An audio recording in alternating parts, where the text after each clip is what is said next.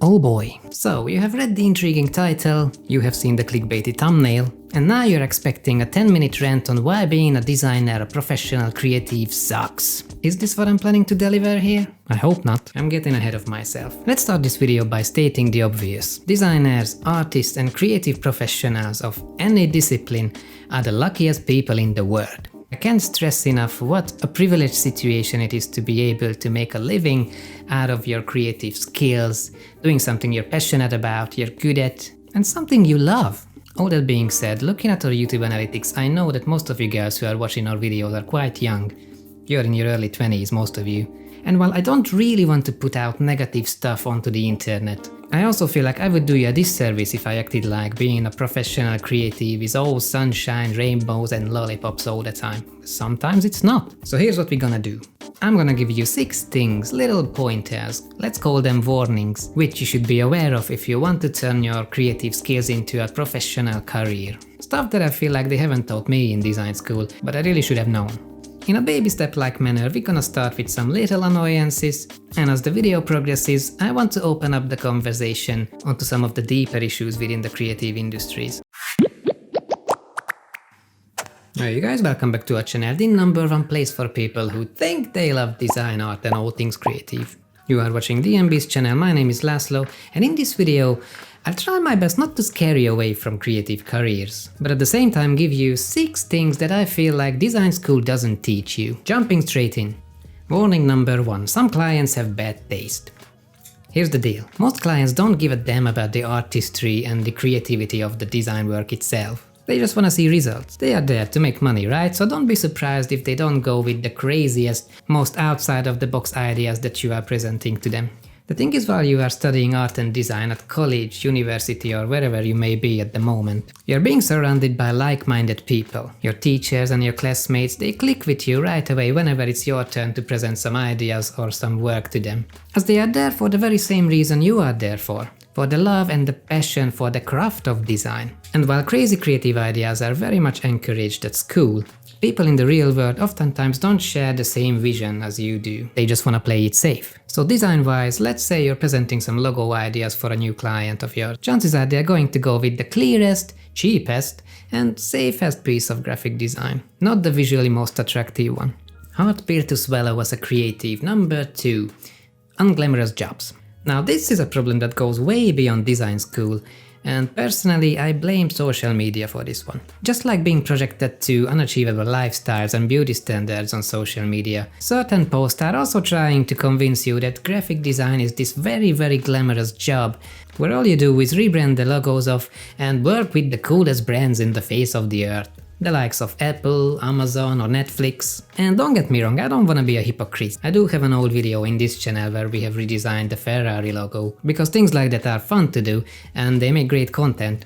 At the same time, I need you to understand that that's not real graphic design. Design and creativity is used for problem solving, and let's face it, all these big brands, they don't have problems, do they? So don't expect them to buy into your crazy cool ideas just because you posted them online. You might think that making flyers or business cards for your uncle's plumbing business is somehow below you.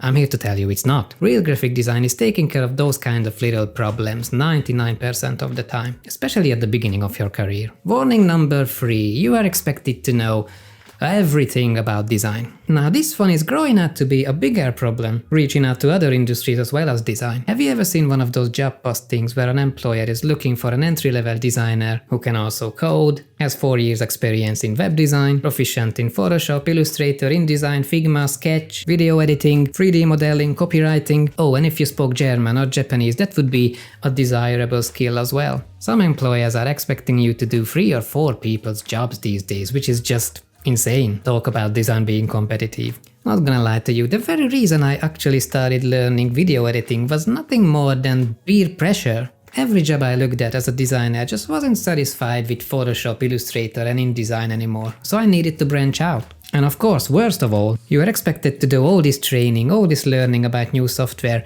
in your downtime. Do you remember having downtime? Like, ever? Because I don't.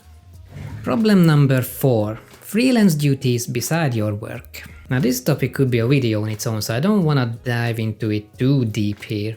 But yeah, if you don't want to work in-house as a designer and you'd rather go freelance, this comes with an obvious set of advantages and benefits, but at the same time you're expected to know so much more than how to design. As a freelancer, you are your own agent, your own accountant, web developer, secretary. You need to know about the marketing and the business side of the world of design, basically. Which is unfortunate, since I'm guessing you got into this creative life exactly because you're not the kind of person who enjoys organizing spreadsheets and filling out very important documents. Ironic, to say the least. Problem number 5, the inability to unplug. This is kind of a personal one, but I think a lot of you can relate. I am, self-admittedly, a little bit of a workaholic. And I feel like no one has warned me that if I chose this life, if I turn my creative passions into a career, the enjoyment that initially came with creating will burn out to an extent. And it will become such a vital part of my personality that I wouldn't even know who I am anymore if I stopped doing design work. I have a genuine problem forcing my brain to stop working on visual problems, to such an extent that sometimes I feel like I'm not as present in my personal life as I should be. Sometimes I would be driving to the grocery store and all I can think about is my next video. I would put a movie on and all I can see is the color schemes that I might be able to use and put it into a logo design or something. It takes conscious effort to relax, which is quite surreal to an extent.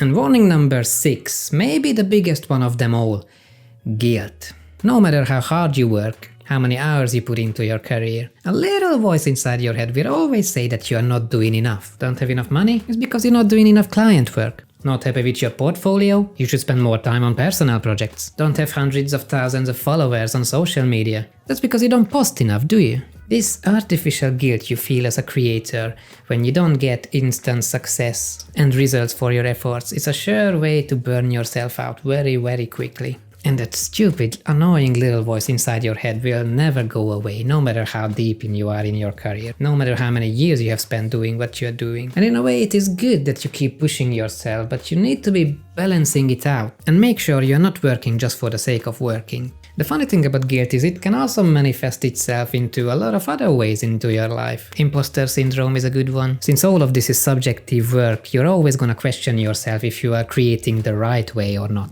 There is no right or wrong way to create, by the way. There is one another thing that I feel quite guilty about, and I wasn't really sure if I want to include it into this video, because, well, for one, it is quite personal, and two, it might not age the video very well, but you know what, I'm just gonna say it, I don't care.